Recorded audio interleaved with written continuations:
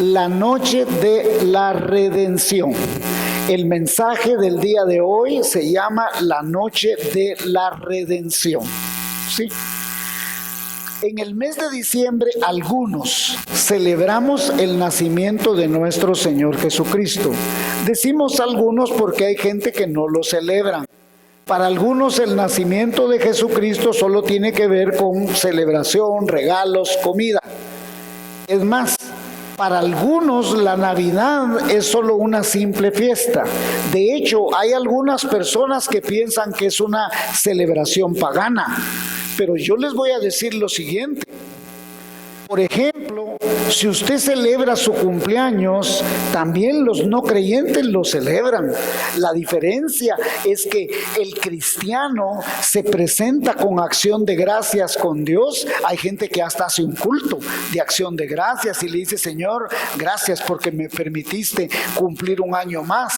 Y hay otras personas que lo celebran tomando, con fiestas, show y todo eso. Entonces, ¿dónde está lo pagano? Lo pagano está en la manera en que usted celebra las cosas. Lo pagano está en la manera en que usted hace las cosas. La redención del ser humano fue planeada por Dios antes de la fundación del mundo. Ahora bien, en la Biblia encontramos varios acontecimientos históricos que apuntan a la venida de nuestro Señor Jesucristo como nuestro Señor y como nuestro Salvador.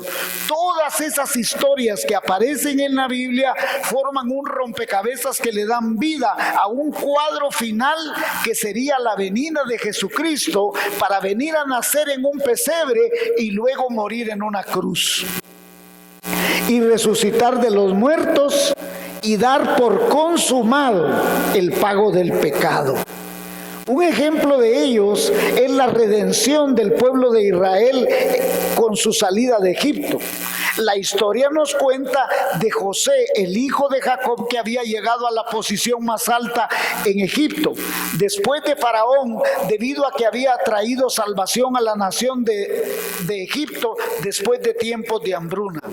Mucho tiempo después vino un nuevo faraón que no conocía a José y a lo que a su tiempo había hecho en favor de Egipto, por lo que ese faraón, olvidando o no teniendo conocimiento de ello, empezó a esclavizar a los hebreos. Los hebreos realmente estaban sufriendo la esclavitud y clamaron a Jehová para poder ser libres. Dios escuchó ese clamor.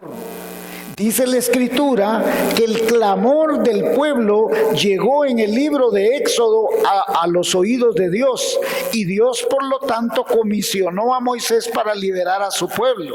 Ahora Dios le advirtió claramente a Moisés que Faraón no dejaría ir fácilmente a Israel, sino que cada vez se obstinaría más por oprimir a Israel, por lo que no es difícil de entender por qué Dios devastó a Egipto con 10 plagas. Habían esclavizado a su pueblo imponiéndole labores pesadas durante muchos años y a Dios eso para nada le gustó. Y a pesar de que el Señor envió una y otra vez a Moisés ante Faraón con el mensaje que dejara ir a su pueblo, el corazón de Faraón cada vez se endureció más y más y más y más. Y de ninguna manera habría de dejar de ir y liberar al pueblo de Dios si no fuera hasta que después de 10 plagas Dios obligó a Faraón a dejar libre a su pueblo. Ahora, necesitamos comprender que Dios tenía 3 propósitos específicos en todas las plagas y lo vamos a ver a través de la santa palabra de Dios. La primera era juzgar a Egipto y a todos sus dioses. Aunque los israelitas habían sido invitados para vivir en Egipto después de que José había sido usado por Dios para liberarlos de aquella gran hambruna después de 7 años devastadores de mucha hambre, los egipcios pronto olvidaron que Dios había dado salvación por medio de José. Ahora bien, Dios iba a juzgar no solo al pueblo de Egipto, sino que iba a juzgar a los dioses de Egipto. Escúcheme, Cada plaga tenía que ver con juzgar a un dios de Egipto. Por ejemplo, cuando el agua del Nilo se convierte en sangre, es porque los egipcios creían que el Nilo era el dios que les daba la vida. Por ejemplo, cuando hay tinieblas, que por 3 días no salió el sol, porque ellos adoraban a Ra, el dios del sol. Las moscas, ellos adoraban a Baal Zebú, el dios de las moscas. También ellos adoraban, por ejemplo, a la vaca. La vaca la tenían como un dios. Entonces, cada muerte, cada plaga es una plaga contra un dios de Egipto. ¿Dónde está eso? En Éxodo 12:12. Mire lo que dice. Pues yo, escuche, ponga atención. Pues yo pasaré aquella noche por la tierra de Egipto e heriré al primogénito en la tierra de Egipto, así de los hombres como de las bestias, y ejecutaré mis juicios en todos los dioses de Egipto. Yo Jehová. Y también el juicio sería contra todos los primogénitos de todos los hijos de Egipto. ¿Y por qué sería este juicio? Por cuanto Egipto había oprimido al Hijo de Dios. ¿Y quién es el Hijo de Dios? Israel. Segundo, el segundo propósito por el cual Dios envía estas plagas era liberar a los israelitas de la esclavitud y traerlos a la tierra que les había prometido. Póngame atención. Es exactamente lo que Dios hace con usted y conmigo. Dios desea liberarnos de la esclavitud. Y usted me dice, ¿de qué esclavitud? Del pecado, de nuestra mala manera de vivir. Miren, muchos de nosotros antes de conocer a Jesucristo vivimos mal. Tenemos malas costumbres, malas actitudes, malas maneras de vivir. De nuestras ataduras emocionales. Muchos tenemos ataduras emocionales, ataduras físicas, enfermedades de las que no sanamos nunca, que estamos atados por años. También tenemos ataduras espirituales, maldiciones que traemos de generaciones, y Dios quiere liberarnos de todas esas esclavitudes. Y el tercer propósito era preparar la venida del Mesías prometido.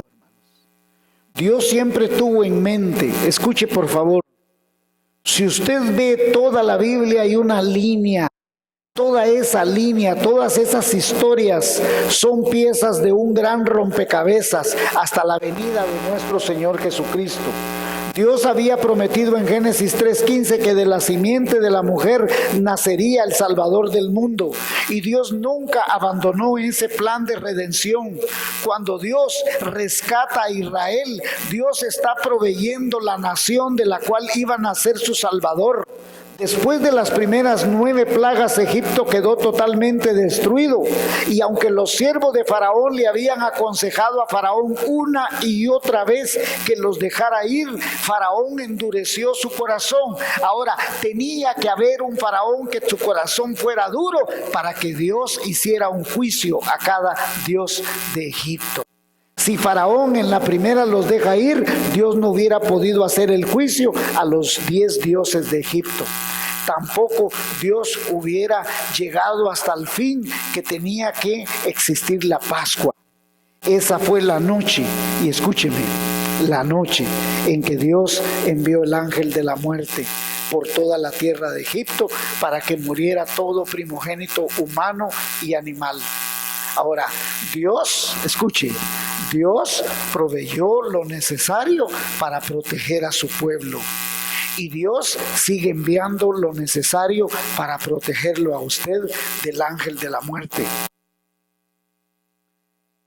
Moisés dijo a los israelitas que seleccionaran un cordero por cada familia y por cada 2 familias pequeñas.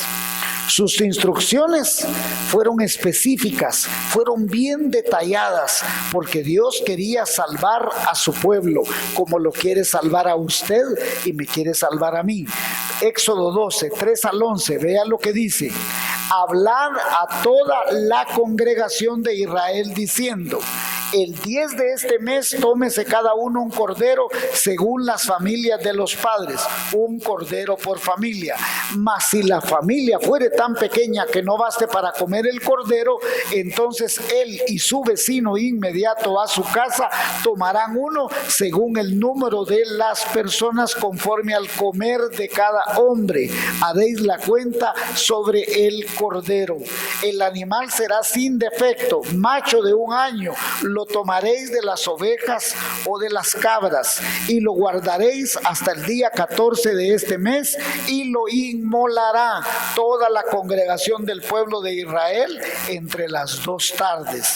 Y tomarán de la sangre y la pondrán en los 2 postes y en el dintel de las casas en lo que la han de comer. Y aquella noche comerán la carne asada al fuego, panes sin levadura, con hierbas amargas lo comerán. ¿Por qué tenían que ser hierbas amargas? ¿Por qué tenía que ser inmolado? Porque la noche en que Jesús oraría antes de ir a la cruz y morir en la cruz sería una noche amarga, amarga para Jesús. Escúcheme, fueron muchos los que murieron en cruces, fueron muchos. Entonces, ¿cuál es la diferencia si Jesús muere en la cruz? Porque Jesús está cargando con todo el pecado de nosotros. Y no solo Jesús está cargando con el pecado de todos nosotros, sino que Él se separó de Dios. Por eso Él le dice: Padre, si no es posible que yo beba esta copa, mas hágase tu voluntad. Jesús jamás se había separado del Padre. La muerte eterna será la separación del ser humano con Dios. Ahorita, teniendo vida, hay esperanza. Una vez muerto, si usted no tiene a Cristo en su corazón, será una separación por toda la eternidad. Por eso tenían que ser hierbas amargas. Ninguna cosa comeréis de él cruda, ni cocida en agua, sino asada al fuego, su cabeza con sus pies y sus entrañas. Ninguna cosa dejaréis de él hasta la mañana. Lo que quedare hasta la mañana en las casas donde vosotros estéis, y veré la sangre y pasaré de vosotros y no haré en vosotros plaga de mortandad cuando hiera la tierra de Egipto. Y este día os será de memoria y lo celebraréis, lo celebraréis, lo celebraréis como fiesta solemne para Jehová durante vuestras generaciones, por estatuto perpetuo lo celebraréis. Aquella sería una noche que jamás olvidarían, la noche de la redención. Amén. Toda la tierra de Egipto esa noche estaba llena de llanto y de dolor, porque cada familia sufría la pérdida de un ser querido. La Biblia dice en Éxodo que no hubo una sola casa en todo Egipto donde no estuvieran llorando un muerto. Así dice la Biblia. Incluso el primogénito de Faraón murió aquella noche. Sin embargo, el primogénito de cada familia hebrea que cubrió los marcos de la puerta con sangre sobrevivió. Es probable, escúcheme, es probable que algunos judíos que no creyeron a la advertencia, sus hijos primogénitos murieron. Y hoy en día los judíos continúan celebrando la Pascua como recordatorio y protección de la liberación que Dios les dio en Egipto. En una noche, los israelitas fueron liberados de la esclavitud y no se fueron con las manos vacías. Moisés les dio la orden que pidieran oro, plata a los egipcios, quienes accedieron voluntariamente. De hecho, los egipcios creían que ellos mismos iban a morir, y cuando los judíos les pidieron el oro, la plata, las mujeres se guindaron a quitarle la ropa, las sandalias, las cosas más maravillosas que tenían los egipcios se los dieron voluntariamente. Oro, zarcillos, cadenas, todo se los dieron. ¿Y por qué? Querían que se fueran. Ahora, Dios puso esa gracia.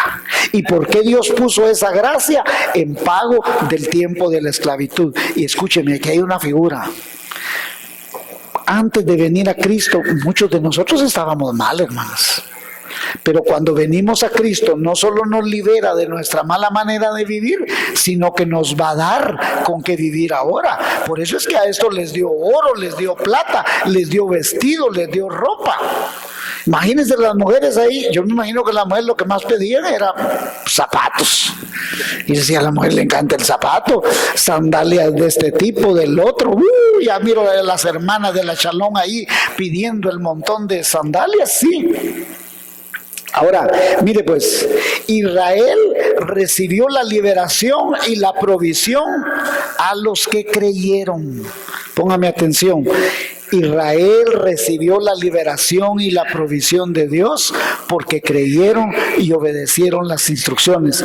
Es más, la Biblia dice que gente que no era de Israel se fueron con ellos porque creyeron en la palabra de Dios.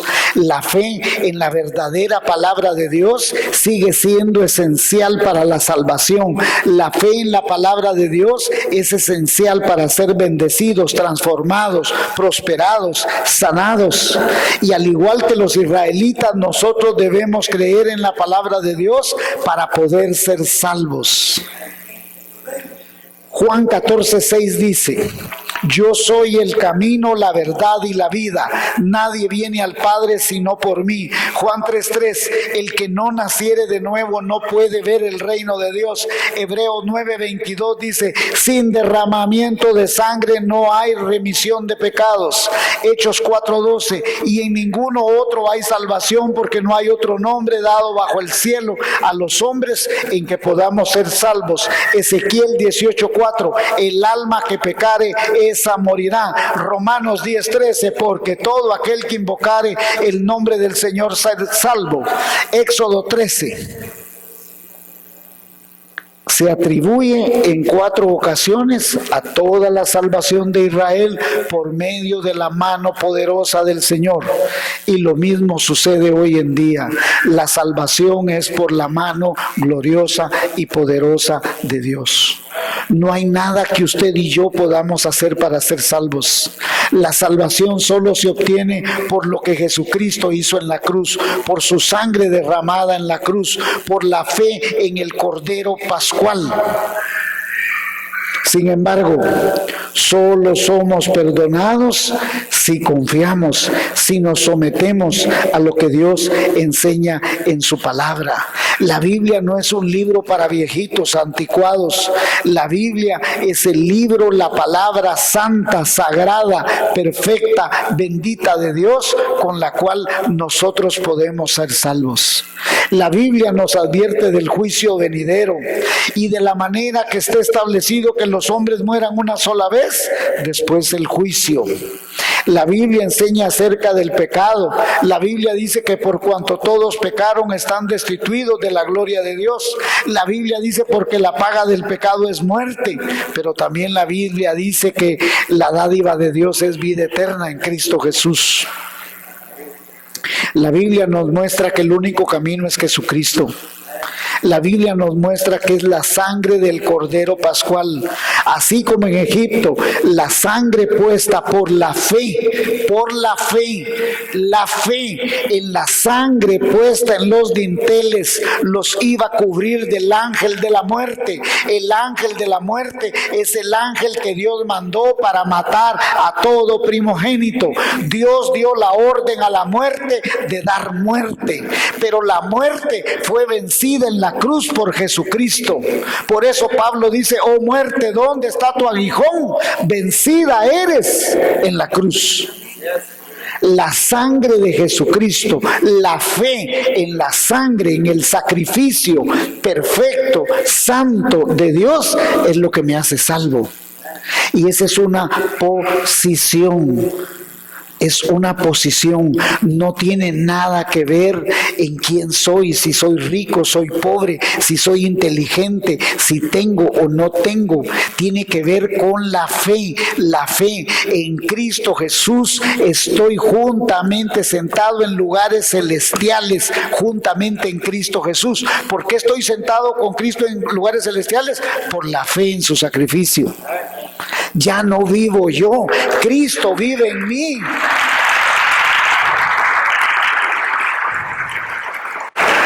En aquel tiempo la sangre de los corderos fue lo que salvó a los israelitas. La sangre de Jesucristo es la que me salva ahora. De la manera en que nosotros podemos recibir a Jesucristo es por medio de la fe. Y la Biblia lo dice así: si confesamos nuestros pecados, Él es fiel y justo para perdonar nuestros pecados y limpiarnos de toda maldad. Primera de Juan 1:9. Permítame preguntarle algo. ¿Qué hubiera pasado si los judíos, si los israelitas, si los hebreos no le hubieran creído a Moisés y no hubieran puesto la sangre? Hubieran muerto. Por eso es necesario que usted y yo pongamos la sangre de Jesucristo en nuestro corazón. Amén. Amén. Amén.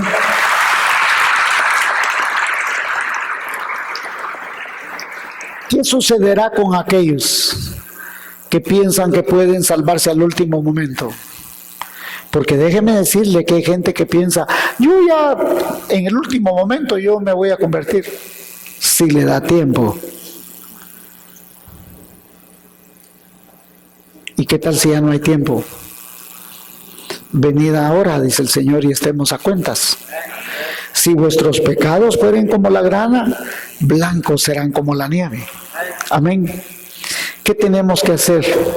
Miren, hermanos, ciertamente nadie puede decir el día y la hora del nacimiento de Jesucristo. Quizás hay algunos que dirán, yo he hecho investigaciones exhaustivas y efectivamente es esta fecha. Pero qué maravilloso es predicar que Jesucristo nació y que todas estas historias, nosotros las que memoramos, las celebramos para gloria de Jesucristo y salvación nuestra, hermanos. Amén. Amén, hermanos. Amén.